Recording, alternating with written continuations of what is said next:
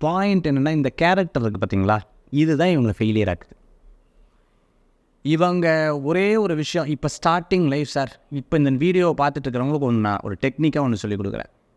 ஃபினான்ஸை தயவு செய்து கொஞ்சம் படிக்க ஆரம்பித்தோம். படிச்சுட்டாங்கன்னா சூப்பராக செட் ஆயிடுவாங்க.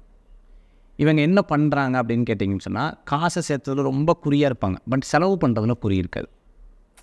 நான் சொல்கிறது உங்களுக்கு, இதை சேர்த்துறதுல ஓகே சார், இது எப்படி செலவு பண்ணுறது? இப்போ நான் உங்கள்கிட்ட ஒன்று கேட்குறேன், உங்கள்கிட்ட பெரிய ஒரு பணம் வந்துடுச்சு, 2 ஆப்பர்ச்சுனிட்டி உங்களுக்கு கொடுக்க. உங்களுக்கு கல்யாணம் பண்ணணும், ஜாம்னு கல்யாணம் பண்ணால் 4 பேர்த்துக்கு முன்னாடி அது பேசுகிற மாதிரி இருக்கணும். இதுக்கு செலவு பண்ணுவீங்களா? இல்லை, வீடு நல்லா வாங்கிக்கோங்க, அந்த செலவு பண்ணுற காசில் வீடு வாங்கிக்கோங்க, வீடை வாங்கிக்கலாம், இதுக்கு செலவு பண்ணுவீங்களா? ஆனால் கன்னிராசிக்காரங்களுக்கு யதார்த்தமாக இதை யாரோ ஒருத்தர் நுழைச்சி விட்டு அவங்க முன்னாடி நம்ம ஜெயிச்சு காமிக்கணும்னு சொல்லி இதை பண்ண ஆரம்பிச்சிடுவாங்க. ஸோ கோராக அவங்க சேர்த்துனது வீட்டுக்கு, ஆனால் செலவு பண்ணது வேறக்கு.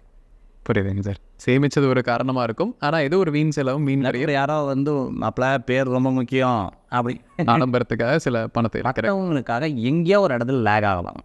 கண்டிப்பாங்க சார். இந்த விஷயத்தில் ஃபினான்ஷியலில் அப்போ என்னென்னா, இவங்களுக்கு ரொம்ப அறிவு ஜாஸ்தி, பட் ஃபைனலி யாரோ ஒருத்தரோட இன்ட்ரப்ட்னால அது மாறும். அதில் மட்டும் கேர்ஃபுல்லாக இருக்கணும்.